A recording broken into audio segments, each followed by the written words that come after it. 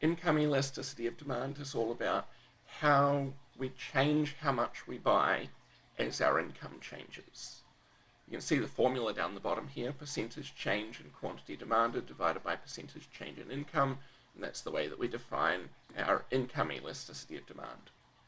This is going to have a lot to do with inferior and normal goods. Inferior goods, remember, are ones that we buy less of as our income goes up.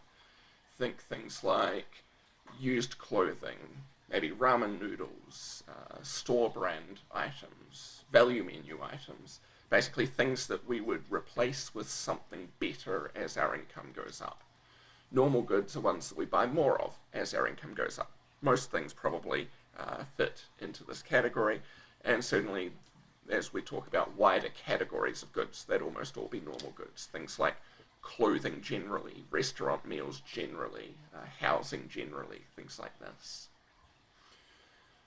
As today you're going to see a whole bunch of examples of elasticity, and as you're going through, you can play a little game. All of these are real. They all came from studies that I've seen, except one. One of them I made up. And so your goal is to try and figure out which one I made up. I'll tell you when we get to it. Let's have a look at a couple of income elasticities here. The income elasticity of demand for cigarettes is 0.5. So what does that mean? It means back here 0.5 is equal to the percentage change in quantity demanded divided by percentage change in income, or maybe a better way to think about that is the percentage change in quantity demanded is going to be half as big as the percentage change in income. So looking at our numbers here, when income goes up by 1%, demand for cigarettes goes up by 0.5%, half as much as the income change. We would say cigarettes are a normal good, because our demand for cigarettes goes up when our income goes up. They don't go up proportionately, but they do go up. On the other hand, the income elasticity of demand for ground beef is minus 0.19. So this tells us that when income goes up by some amount, our demand for ground beef goes down by 0.19 as much. So income goes up 1%, demand for ground beef falls 0.19%. We could scale that up, right? If income goes up by 10%, then we would say that the demand for ground beef goes down by 1.9%. 0.19 times the income change. And don't forget about the negative sign.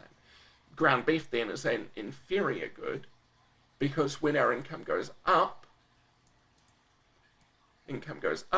demand for ground beef goes down. Now the size of these numbers tells us how much of a change we're looking at. We can have two goods that are normal, but one of them might scale quicker with income than the other. And that's the case here. We've got two goods for you, beer and higher education. So both of these are normal. We've got positive income elasticities for both of them.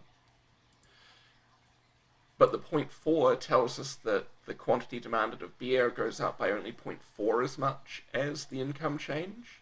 So 0.4 of 10% would be 4% here.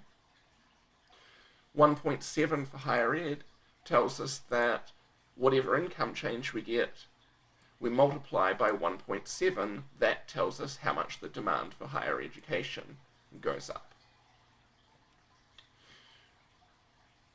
So now both of these goods are normal, but with the income elasticity being much bigger for higher education, we'd say that the demand for higher education is much more sensitive to, much more strongly affected by income changes than is the demand for beer, which really doesn't change too much as income changes.